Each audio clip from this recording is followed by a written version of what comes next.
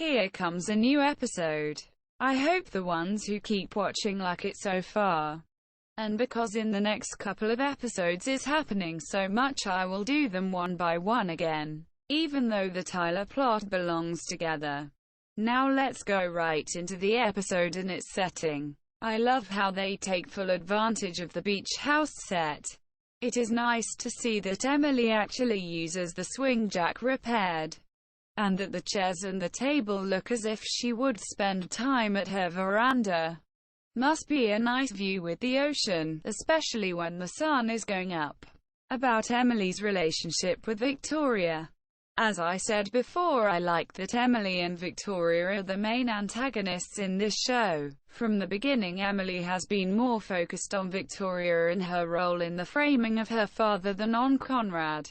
Her father's clock with the engraving is for Emily not only a symbol and evidence of Victoria's love for David Clarke, but also for her betrayal on Amanda's beloved father. I like that they begin to combine Emily's relationship with Daniel with her relationship towards Victoria. It is like a ménage à trois. In this scene, Emily really enjoys having Daniel's mother Victoria witness her kissing and cuddling her son. Sometime in season 4, I think it is their last conversation, they argue about him always crawling back to his mother and her being obsessed with Victoria. And it is really kind of a mutual obsession. From the first time she saw Emily with Daniel, Victoria was suspicious of her. Maybe at first it was her normal reaction towards a new woman in the life of her son. After all, it seems a pattern with her, cause she did it with his ex-girlfriend Sarah and later again with Louise and Margot. Where are you But from? after Frank called Victoria and said Emily was not the one she claimed to be, that set something in motion. So Emily can be happy that Fauxmanda is there to take all suspicion onto her back, while Emily is just the wealthy and good-looking girlfriend of a Grayson. So the title, Suspicion, though fitting for every episode, is very appropriate for this particular episode. It marks the first time Daniel is something suspicious of Emily, and Victoria's suspicion is piqued since she got that message from Frank and heard of his murder. And Lydia gets in the mix too with her renewed memory and the photo plot again. The plot of Lydia held hostage by Victoria mirrored in season 3 with Emily was something I did not like. I know here was the potential that Lydia could remember that Frank tried to kill her. Maybe even at the Graysons' order. But if so, Victoria and Conrad were surely capable to let Frank alone go down for this. After all, he was already dead and could not tell his side of the story. And Lydia could surely be persuaded to back up their story. After all, she did not know either if Frank was going after her alone or by the Graysons' wishes. The threat of Emily in season 3 with her spoiler alert being shot by Daniel was a more imminent threat than Lydia in season 1. However, I did not like both storylines. For me, they could have skipped this part. Now about Daniel's first of suspicion on Emily. Behind the volleyball game you see the first cracks in Daniel's relationships. Tyler is even more rivalrous as ever, and Emily has obviously better things to do than to play Daniel's cheerleader. I know her abrupt absence and these phone calls he refers to later when they fight at the end of season 1 must appear as if she is having an affair.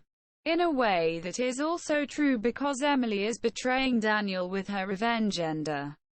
It is the one thing Emily is best with, and not even Aidan and Jack can compete with her need to revenge her father's death and what the Graysons had done since then. A word on Emily's shirt in these scenes. I love Emily's blouse with the stripes. The light brown and nude colors are something that really fit her. And I like the flawless fall of her shirts. They look casual but expensive and fashionable enough for a young socialite.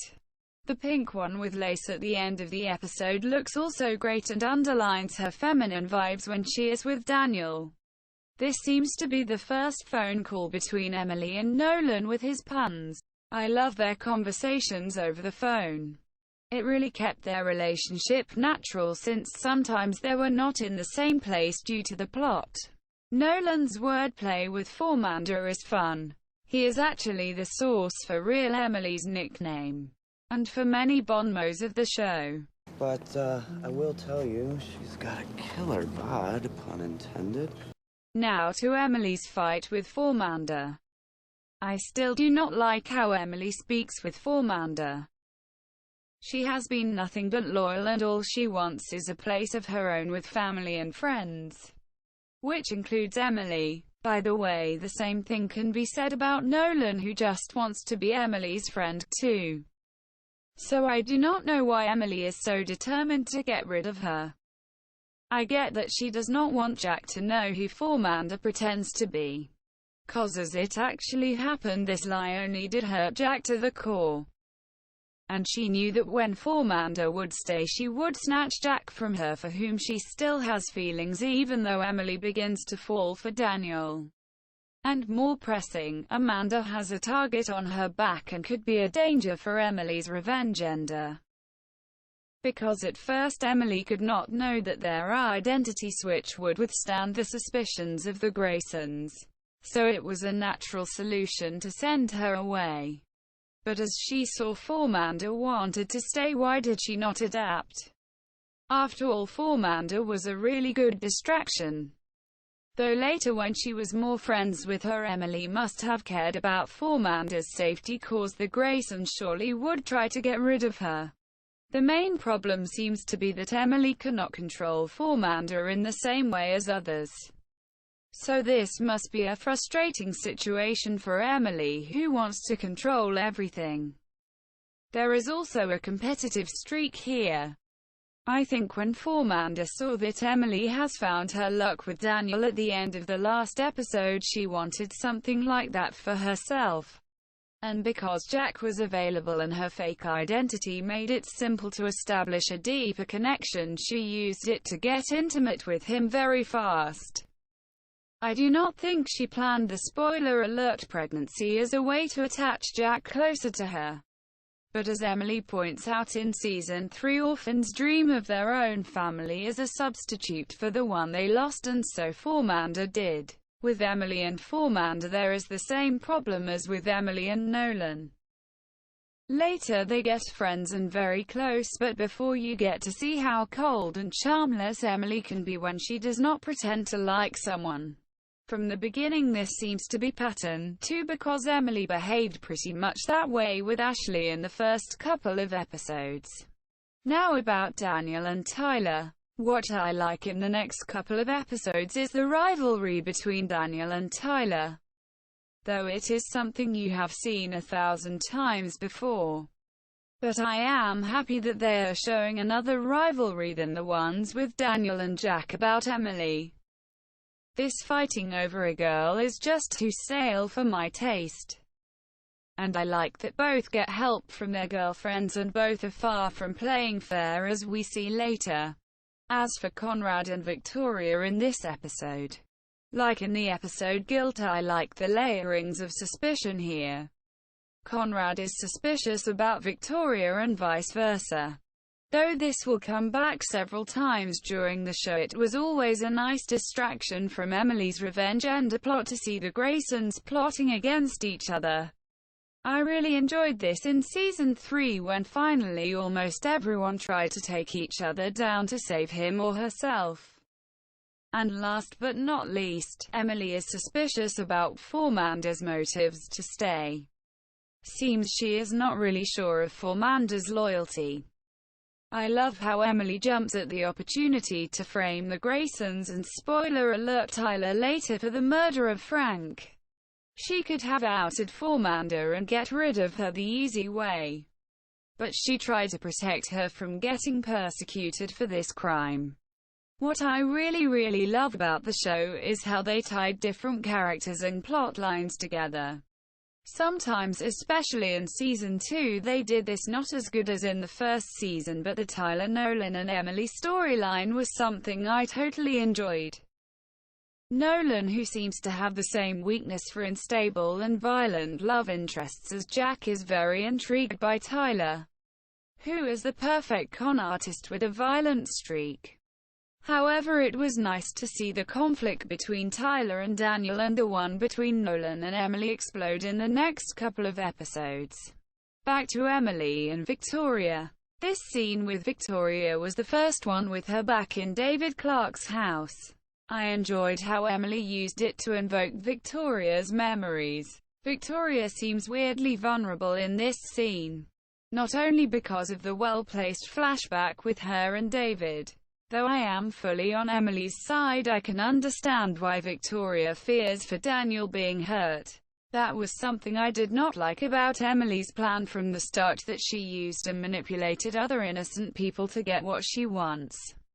After all, Daniel was a victim in all this, and even though he is a Grayson and did some terrible things on its own behalf, he did not deserve to be treated that way Emily did in Season 3. However, this is a moral from the original plot by Dumas: how far you can go with your revenge before you become the person you want to punish. And that revenge can never be justified, no matter how noble the cause may be.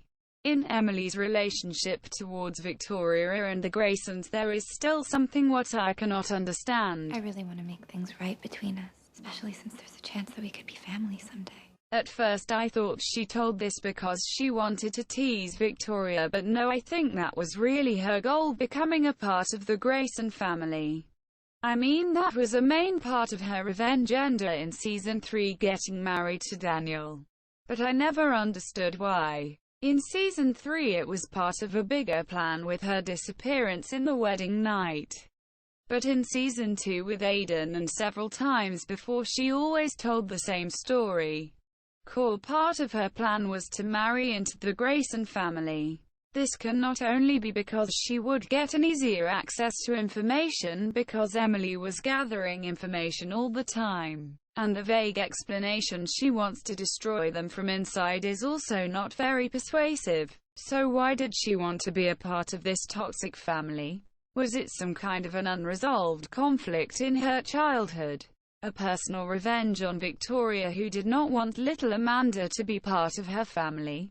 Anyway, Victoria was never excited about this prospect. Although she did not know who Emily really was. One thing I enjoyed in this scene is how Emily talks with Victoria. In the German synchronization I never heard it, but Emily uses a special voice here. She asks her right away, and then at the end Emily speaks with a lowered, almost faint voice as if she was a fragile woman.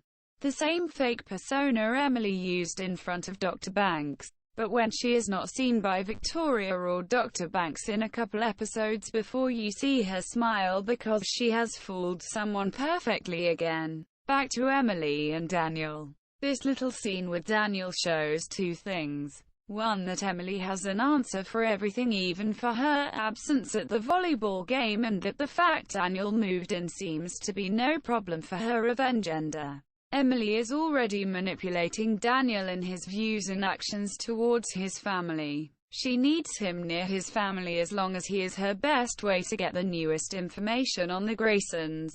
To reach that, both need to be in the inner circle. So Daniel has to be reconciled with his mother. And Emily also cannot afford that Victoria holds a grudge, because her relationship with Daniel is not that tight that it would withstand a hard fight with his mother yet. About Nolan's relationship with Tyler. It is a nice mixture that Nolan is intrigued by Tyler but still careful. He needs to control the situation as well as Emily. So he uses leverage as insurance, like he learned from Emily. But as there are the same emotions involved as with Emily and Daniel, it was only a matter of time when Nolan would get hurt by Tyler. About Declan and Charlotte in this episode. Their little stunt with Victoria was cute. The money would have been a nice starter kit for them. But as I said before, Declan is as truthfully as his brother, and so he gives the money back. Their storyline in these episodes was fun and playful, but not as much as in any other teen show we have seen before. So as for Charlotte's and Declan's storyline, there was nothing special here. However, Victoria's reaction to Charlotte's and Declan's relationships show us one more time that Victoria is not a good mother in many aspects. The more she tries to manage the relationships of her children, the more she drives them away from her. so her ending up alone several times during the show was inevitable. Though her instincts were right with Emily, Charlotte and Declan, proof that she is just too obsessed with her children's love life to see that they would be much happier in life if she just stayed out of their relationships. She could have waited till either Charlotte or Daniel came to her when one of their partners let them down and then be supportive. Instead, she tried to manage their love life so they did not get hurt. And it is safe to say that she was not successful at all with any of her children. I use this scene often in my YouTube videos not only because we see the infinity sign. I also like that Emily calms herself down with stroking the carved wood. About Jack and Fauxmanda in this episode. I really like the scenes with the boat. In the bloopers I have seen that they used a real boat cause when the waves came. Margarita Levieva and Nick Wexler almost had fallen over each other. With the idea in mind that she is the real Amanda Clarke, it is very romantic that they kiss on the boat Jack named after her. At the same time, their romantic scenes are sad too. 'Cause it is all a big lie and Jack does not know anything about the real Emily Thorne. Though what Fauxmanda says besides her name sounds genuinely true. Life was never easy for her and Amanda, and they had few people on which they could count. Jack was one of them they shared. Spoiler alert. I hope that he and Emily aka Amanda, after they sailed literally into the sunset at the end of the show, would talk with him about all that she and Fauxmanda were hiding from him. Jack deserved it to get finally know the whole truth. Anyway, though I felt sorry for Emily, I enjoyed the chemistry between Nick Wexler and Margarita Levieva. When there were happy, Jack and Fauxmanda were a really nice couple and they fit perfectly together. Now about Takeda, Emily's mentor. Obviously Takeda has obtained the role of Abe Faria, the priest who taught Edmond Dantes everything when they were imprisoned together. He was also the one which left the treasure at the Isle Monte Cristo, from which Dantes derived his alias. I like the shift to Japan as it was implied in the pilot already with the Confucius quote. It is unlikely that a teenage girl would turn to a Japan sensei, but not more unreliable as a Catholic priest who stole a treasure. Spoiler alert 1. I loved the first actor who portrayed Takeda in Season 1. Too bad they had to recast him due to time overlaps with other projects. I would have liked to see more of this actor in Season 2, since his Takeda seemed to be a little more accurate and less violent than the one in Season 2. Spoiler alert 2. I never liked that they made Takeda the scapegoat for Emily's revenge ender. Even if he trained her for his own revenge, it was Amanda's free will, and she herself said that she wants to make them pay. So it was her own intention from the start. He just showed her the way she could achieve this aim and help her instead of standing in her way or trying to talk her out of it. As I heard about the book School of Revenge, I always thought of Takeda as someone like a tutor for people who wants to take revenge. And Takeda helped them no matter where they came from or what their motives were. So he was just a coach and not a revenger himself. For me it is still that way, and I just ignore his storyline in Season 2. It annoys and amuses me how surprised Daniel is that Emily speaks Japanese. First at all, it is a natural reaction because that is something special.